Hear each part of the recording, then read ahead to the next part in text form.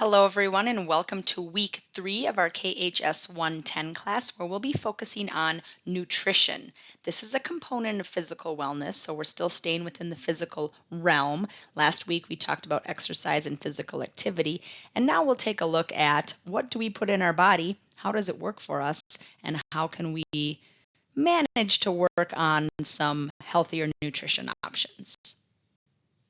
Have you stood in the aisle of your local grocery store, scanning the shelves, trying to decide between one brand or another, or if you should buy canned fruit or frozen fruit, and why the heck is salad so expensive, and what's the difference between certain types of things on food labels? If you do that, you are not alone. I do that myself as well at the grocery store. I try to find a balance between inexpensive food, but also food that's going to give me nutrients, and it can definitely be overwhelming. Our food marketing doesn't help. The bright colors, the feel for wanting to be connected to the foods. We have memories that go along with different types of food, and we also have habits of foods that make it into our cart. This is all really psychologically challenging for us sometimes when we're thinking about how do I make the best food choices for me and my family compared to the overabundance of choices that we have on the grocery store shelves. So our PowerPoint for this week is not meant to be prescriptive. I am not going to be giving you a food plan, but it's really a guideline, an overarching guideline of what is healthy, what types of choices should we be making, and how can those nutrient-dense foods help us be our best selves and help our bodies work to their best ability. To define nutrition, when people will say, I have good nutrition or my nutrition is poor, nutrition is really the sum of processes by which an animal or a plant takes in and utilizes a food substance. So you might hear people say, or maybe you've said yourself, my eating habits are poor, or my nutrition is poor. But nutrition itself is really just the idea of a plant or animal, because plants also ingest food substances, but plant or animal ingesting, taking in, and utilizing a food substance. It's not putting any quantifiers or qualifiers on what those food substances are. Nutrition itself is being nourished by things that we put in our body. Are there going to be things that are more nourishing than others? Yes, for sure. But when we're thinking about the definition of nutrition, the sum of processes by which an animal or plant takes in and utilizes food substances for energy and for life. Why should we care about the things that we put in our body? There are definitely benefits for good nutrition, and this is something that you've heard, hopefully, since elementary school or earlier. But benefits of good nutrition, or nutrient-dense foods or substances that put back into our body the things that we need to replenish or replace. Some of those benefits including reducing chronic disease risk, promoting longevity, living longer, aiding in disease management, weight management, and improving our energy level. I don't know about you, but if I think about any of the holiday meals that I enjoy, you enjoy them at the time, but then sometimes those energy levels can feel pretty sluggish afterwards, right? Or if you've had a lot of sugar, some high sugary beverages or candy, and that might be a very quick instant gratification for a while, and the energy maybe seems like it goes up, but then you get that energy crash because the body is working hard to process, especially some of the non-natural things that come in some food. So benefits of good nutrition are an overall body cooperation, I guess, so to say.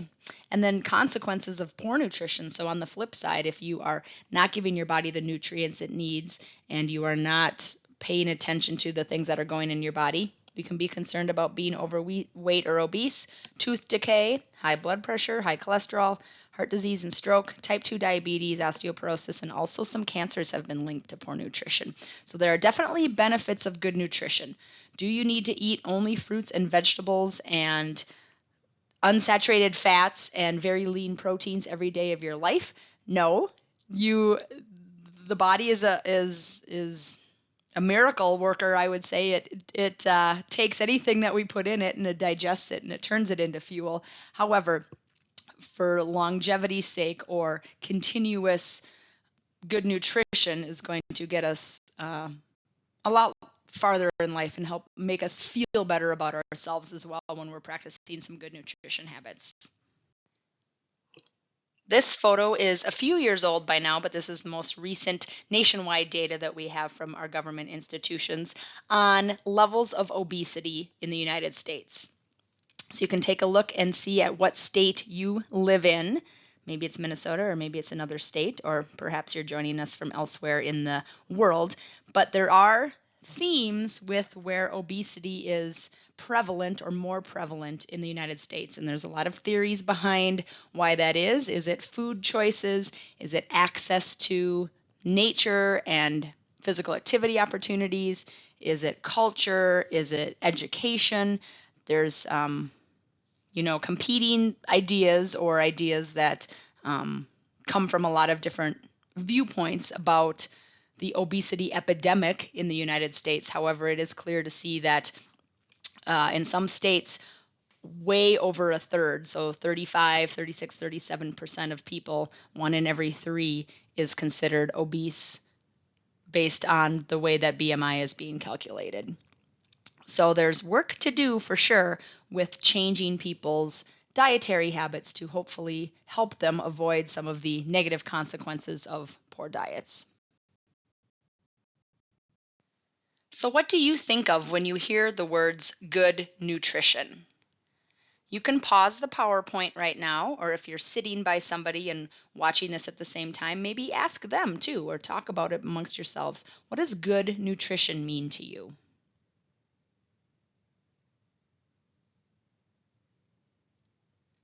Perhaps good nutrition is something like having your plate look like the graphic below here with evenly spread different food groups in it. Maybe good nutrition means eating mostly from plant sources. Perhaps good nutrition means meeting all of your macronutrient needs, carbohydrates, fats, and proteins. Perhaps good nutrition means balancing out different types of food and the types and the time of the day that you eat them. There's no right or wrong answer for good nutrition, but your personal definition of good nutrition is going to help you set a baseline or a starting point for recognizing some possible small changes that you might want to make. A question I get from many of my personal training clients is, how many calories should I eat? And I am not a registered dietitian, so I do not give them a specific number. However, a great place to start would be the USDA's website, where they have an estimating tool. You can plug in your age, gender, how much physical activity you get every day, and it will give you a very generalized estimation of how many calories you should eat. Maybe it's 1,800, maybe it's 2,600, maybe it's 4,000 calories. That's not the perfect drilled in scientific number for you. However, that's a great place to start. It doesn't take into consideration lean muscle mass. So if your body fat percentage is really low, you have a lot of lean muscle mass, you are going to need more calories to sustain that lean muscle mass. So say that I'm 150 pounds and the person next to me is 150 pounds and I am 18% body fat, but that other person is 30% body fat. I am going to need more calories to be able to sustain my same metabolic rate, because the protein and the energy that is needed to maintain that lean muscle mass is more than is needed to maintain fat mass. So you can get some specific laboratory tests that measure your resting metabolic rate, measure your metabolic rate while exercising. But for most people, those are going to be pretty inaccessible and expensive unless you have a laboratory space. We do test that at Concordia St. Paul in the lab on campus. So if that is something you're interested in, of course, I would love to test that for you. I also encourage people, don't get obsessed with calories. They aren't the end all and be all of your whole day. Your whole day shouldn't revolve around it. However, people can be unaware of how many calories they're actually putting into their body. And once they start tracking some of their food, you might see that your eyes get big and you say, whoa, I've been eating way too many calories for what my body needs. Or on the flip side, sometimes it's not enough calories, especially when people decide they want to lose some weight and they go on a calorie restricting diet. The calories are not enough for your body, so your body cannot function properly. So instead of losing weight, your body just stays where it's at, or it hangs on to those calories. There's, again, a lot more science behind that we're not going to talk about in this class.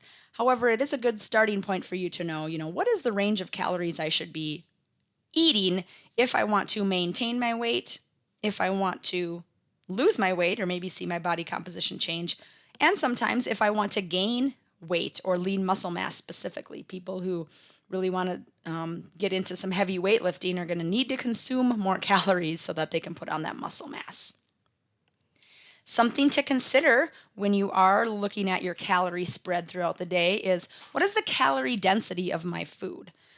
So I enjoy eating a big breakfast. I feel like that keeps me full and keeps me energized. And I like to have a big supper. I like to have dessert. And after years and years of this, I know for myself that there are certain foods that are very calorie dense, that with not a lot of volume. The example on the slide here is a cheeseburger.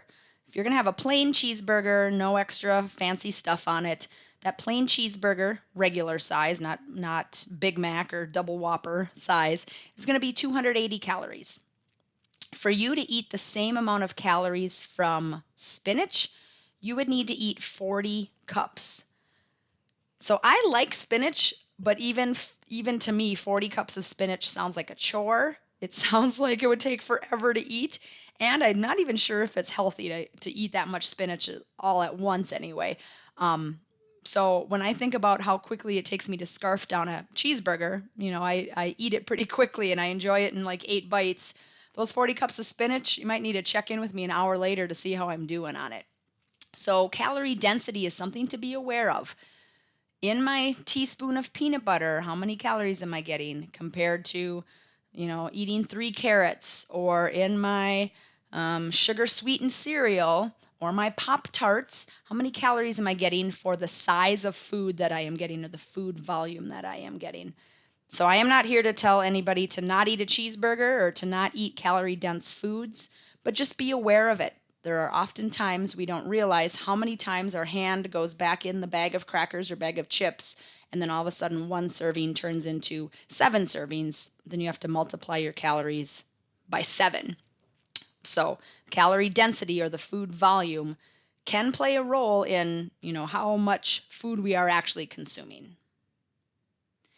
And the goal of nutrition is to get an optimal amount of nutrients out of your calories. So we need to be consuming carbohydrates, proteins, fats. We want to get things like iron, magnesium, calcium. But that doesn't mean you only have to eat vegetarian or vegan, or cut out all gluten, or cut out all sugar. You can balance comfort foods in there, but your goal should be, am I reaching the numbers that I need to so that my body can function optimally? You could eat ice cream for a few days in a row, that's for sure. It tastes delicious and it will give you plenty of fat calories and plenty of protein calories. However, if you're only going to eat ice cream, there's nutrients that you're missing from other food groups. So the goal is to balance that out.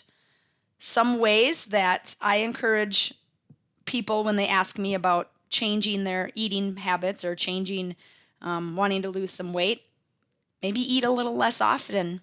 Maybe eat just a smaller portion. So instead of taking 3 big scoops of mashed potatoes onto your plate, what would happen if you took 2? Would you really notice a difference? And then, are there some lower calorie versions of things? Not all the time is it true that the non-fat or the low calorie version is going to be better for you, because sometimes there's added sugars or added other artificial ingredients in there. But can you do a low-fat mozzarella string cheese instead of full fat, or skim milk instead of 2%? These are just some examples about thinking about how many calories I'm putting in my body and where those calories are coming from. If we want to break our food groups down, thinking back to our My Plate days, or for some of you, if you were in school earlier, it was the My Food Pyramid. We don't have the pyramid, now it's the plate. That helps you get a good visualization. But we do want to strive to choose a variety of foods from a variety of different places. So vegetables, the goal is half your plate. half your plate of veggies. Mine usually doesn't look this way. It's usually a quarter cup veggies and then half protein. However, that is something that I am always challenging myself to do, is how can I put more vegetables on that plate? Vegetables are going to be a very high volume, low calorie dense food. So if you're going to take 3 big scoops of broccoli, that's going to be way fewer calories, but way more volume than 3 big scoops of macaroni and cheese. So 1 to 3 cups of veggies and fruit for half of your plate, and the more colors, the better. So orange carrots, green peppers, red tomatoes. Sadly, potatoes and French fries don't count as vegetables. Those are starches. So whatever you're telling yourself in your mind, you got to move that potato and French fry version over to the other side of your plate. Those are not vegetables when we're thinking about vegetables. But think about some examples for yourself. What are some vegetables that you have tried and really enjoy, or maybe some vegetables you haven't tried yet, or maybe vegetables that you ate when you were younger and you're like, I'll never eat those again? I would encourage you to keep your mind open and maybe try again, try something new. I have found a renewed love for Brussels sprouts. I didn't like those when I was younger, but that's because they were boiled and salted and they didn't have any other flavor to them. But now I roast them with a little olive oil and some garlic powder, and boy, I could eat a whole sheet pan of those. So think to yourselves about, if you have a stereotype about vegetables, can you reverse that stereotype? Fruits can be easier for a lot of us to consume. We can grab them on the go. We can put a banana or an orange or an apple in a backpack or a lunch bag. You want to try for all colors of the rainbow. And you want to try for whole fruits instead of juices. So if you're a person who drinks a glass of orange juice every morning, awesome, you're getting some vitamin C, but you're also getting a lot of added sugar and you're losing out on fiber. So instead of a glass of orange juice, can you eat 2 or 3 of those little cuties? I like to take the little mandarin oranges with me. They're very handy. That way you're going to get more fiber because you're eating the whole fruit and less sugar. Anytime we ingest something in liquid form, those calories are going to get to us much sooner. So choose whole fruits instead of juices. And 1 to 2 cups of fruit. And that can be fresh, that can be canned, that can be frozen, that can be dried. I did get in a bad habit of grocery shopping at the Aldi that is right next door to me, and I stumbled upon some dried mango. And I thought to myself, well, this is great. It's mango and it's dried, so I don't have to worry about it getting overripe, and it's in a plastic package, so I can put it in my backpack. And it tastes so good. It was like candy. And then I looked at the food label, and guess what? It is candy. It had 42% added sugar. So it was actually worse than Skittles and worse than Mike and Ike's, which are 2 of my favorite candies. So the mango, although I was getting a little vitamin C from it, the sugar content was just as bad as candy. So I tell you what, I had to stop that habit pretty quickly. And now I really enjoy buying frozen berries and mixing them into some Greek yogurt. So I get some protein, and then I also get kind of the tang and the chewiness of I let the frozen fruit thaw in the yogurt. And that's a very rewarding breakfast food for me that makes me feel like I'm hitting some of my food groups, but also helps me feel full. So with fruits, yes, they are delicious. Yes, they're easy to carry around, but also be wary of the extra sugar that you might find with some packaged fruits. Our plate, when we're talking about our grain group or our carbohydrate group, we want to aim for a quarter of our plate with grains, 3 to 8 ounces daily. And we want to strive mostly for whole grains. So if you're like me and you like some white rice or some jasmine rice, that's not the best choice for you. You definitely can still eat it. However, there are better alternatives out there, like whole grain rice or brown rice or wild rice. But whole grains are going to have more fiber, more iron, more B vitamins. So can you choose whole grain bread or whole wheat bread instead of white bread? Or if you are a cereal eater for breakfast, take a look and see if your cereal is mostly whole grain or all whole grain, more fiber in there. So this is a hard one for us because we have grown up, many of us have grown up eating refined flour, refined grains, refined pasta.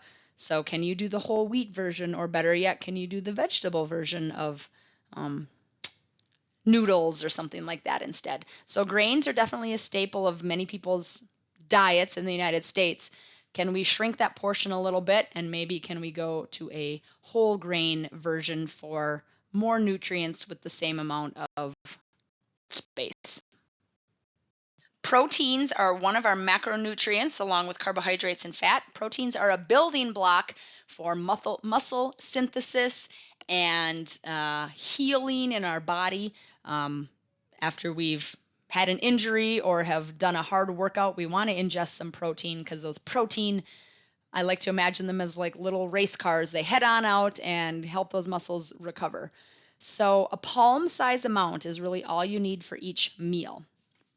I have met people who say, I'm eating 100 grams of protein and I'm eating like 3 chicken breasts a day and 5 eggs. Well, our body does not digest protein that way. And sadly, a lot of that protein will be excreted. So you've spent a little bit of money on some nutrients that have not been able to stay in your body. So people can get a little gung-ho about their proteins, or they might be mixing in protein powder. Really, with our American diet, people are going to already get plenty of protein, or more protein than they need. If people are practicing a vegetarian or vegan lifestyle, they might have to work a little harder at getting some proteins that will, both plant and animal-based proteins that will be able to work together for the amino acids that we need. But proteins do not have to be meat sources. So this graphic on the slide shows things like yogurt, lentils, beans, chickpeas, cottage cheese, peas, eggs, peanut butter, quinoa.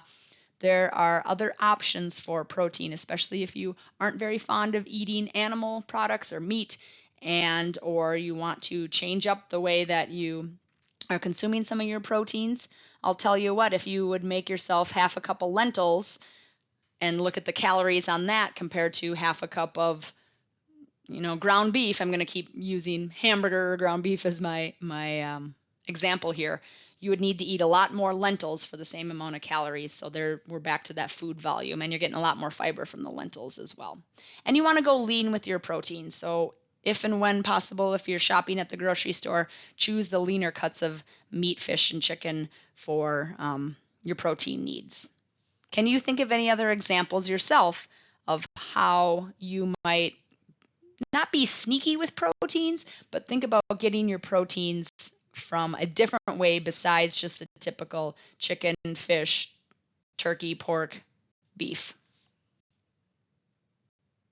My plate also features the dairy food group, and I have some mixed feelings on this. The recommendations are 3 servings of dairy per day. So that includes things like milk, yogurt, cheese, cottage cheese, sour cream.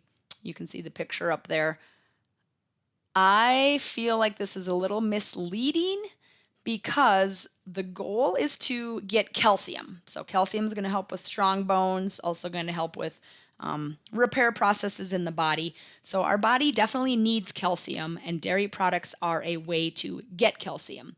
However, you can get calcium from spinach, you can get calcium from fortified cereals. There are other ways to get calcium. So the idea that dairy is pushed as its own food group, to me, is a little misleading when the goal really is getting the nutrient of calcium and not necessarily the other things that come with dairy, because dairy can be definitely very high fat, high calorie. I'm not going to go into the topic on this slide. Being a person who grew up on a farm and recognizes that the dairy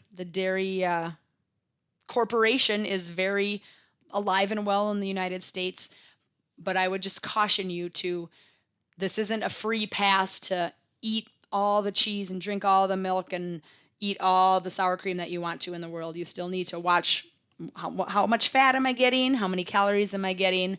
Are there other things in here that I could get from other food groups as well? However, I love myself some dairy. I'm never going to pass up a good tasting cheese, and I'm never going to pass up ice cream. So I definitely get more than 3 servings of dairy per day myself, but I have become a little more attuned to All right, what are the other things that are coming along with these dairy products in regard to nutrients? Added sugars and oils. Here's where the American diet does not do us well. Many processed foods, to make them shelf stable or to make them taste better or to make them look better or more appealing, have added sugars and oils in them. The goal is for added sugars to be less than 10% of your daily calories. So fruit would not be added sugars. That is a natural sugar. Added sugar is going to be things like what you see below here: applesauce, Snapple, spaghetti sauce. A lot of yogurt has a lot of added sugar in it, sadly. And we just keep eating it, right? And we maybe don't think, we're like, oh, it's yogurt. I'm getting my calcium, I'm getting my protein, it's healthy. And then you're like, oh my gosh, 30% of my sugar from this yogurt. So food gets a little sneaky, and we get into habits, and we eat the things that taste good to us, and we eat the things that we like, and we don't question it. But those added sugars and added oils or fats definitely can sneak in there. So if you have been advised or calculated that you should be having a 2,000 calorie diet, only 200 calories of that should come from added sugars. And I am a person who loves my treats and my candy and my sweets, so I know that there's some days that I get a lot of added sugars. But you know what? Those are also the days that I don't feel good after I've eaten that. So I've learned to connect what I put in my body with my moods and how my physical body feels. And sometimes to me, I'm like, you know what? It's not worth it to eat a whole box of Mike and Ike's, because it's going to make me not feel so hot afterwards. So again, these are all personal choices. Being aware of what's going into your body and how is that actually helping your body get to the next day is a question that you have to ask yourself. Same thing with oils here, 3 to 7 teaspoons per day of added oils or added fats. We also need to make sure we're getting some micronutrients in our body that our body doesn't produce naturally. So our body doesn't just make its own iron or folate, vitamin A, iodine, zinc, and vitamin D. And we don't need to go overboard on this and get 10,000 million milligrams of zinc. However, these are micronutrients that we get from food. So going back to my example of eating only ice cream for a week, while that might taste really good and you'll definitely get your calcium and your protein needs, you might not get any vitamin A. And when our body needs vitamins like that it can't replenish or make itself, then there are consequences that come along with lacking some of those nutrients. For most of us, again, unless we're on a very restrictive diet, we're going to get these micronutrients by making choices from around the food groups. You're going to get stuff from your vegetables and from your grains and from your fruits. So no need to be hugely concerned about these micronutrients. But if you are on some type of restrictive diet, you want to make sure, hey, am I getting some of these nutrients that might be missing from restrictive food groups? Vitamin D you can also get from the sun. So in Minnesota, half of the year we can get a lot of vitamin D, and the other half of the year it's a little bit more of a struggle when we got some dark days. So vitamin D is definitely something that you would want to look for in certain foods. So, do I have you more confused and more frustrated than when you started watching this PowerPoint? It's easier said than done, right? I can sit here and tell you what to eat and when to eat it and how much to eat. And it can feel like a chore. It can feel like it's taking over your whole life. So I don't want you to feel that way. I want you to embrace food and nutrition. Recognize all the pleasure that comes with it. Recognize all the social opportunities that come with food, knowing that food is all over the place and we have to make a lot of choices every day. Sometimes making those choices can be so overwhelming that we don't want to make any choices. But hopefully by this time in your life, you know about healthy food choices. Are you always going to reach for the avocado instead of the potato chips? Probably not. But if you can go to a grocery store and look at all the food that's available there, look at the food labels and decide for yourself, is this worth, putting in my mouth? Is this going to help my body? Then you're one step closer to making some great decisions. It's not always easy to adhere to the guidelines. And in our society, there's a lot of food options that might say full of nutrients or easy to prepare. Or I have a box of Honey Nut Cheerios right now that says these are part of a heart healthy diet, which they are. You've got some whole grains and some fiber, but guess what? You also have 22% of your added sugars for the day. Gosh darn it. So you're trying to get ahead, you're trying to be healthy, but some of that stuff gets sneaked in there. So when you see those claims, those aren't always regulated by the Food and Drug Administration or the FDA. So you need to decide for yourself what's the balance, what's the trade-off with the nutrients that I'm going to get. You need to do your own research into the healthiness of these products, which brings you back to thinking about health literacy and how you can gather information and make some informed decisions. So I want to applaud you no matter where you are at in your journey with food. And many people have an up and down journey with food, and many people have a negative relationship with food. Food sustains us. Nutrition sustains us. We need to eat for our bodies to work optimally. However, with the plethora of food that we have out there and all of the artificial opportunities for food, all the packaged food and flavored food and I don't want to say unnatural, but foods that don't necessarily come from the ground, they come from, some artificial ingredients. It can be very challenging for our bodies and our minds to say, I'm only going to eat, clean foods or raw foods or foods that have come from the ground or foods that have not been prepared in a box. It's not easy, team. I'm right there with you. However, by learning a little bit more about each of the different types of foods and being able to make your own informed decisions, again, this is a strategy for you to become your best self. As a psychology major myself, I have an undergraduate degree in psychology. I am fascinated by the psychological relationships that people have with food. I do a lot of reading on it, both for entertainment purposes, but also for research purposes. And here are some questions that I have asked myself, and I would encourage you to ask yourself or anybody else in your family or social circle. What gets in the way of you choosing healthy foods? And what are some solutions for making different choices?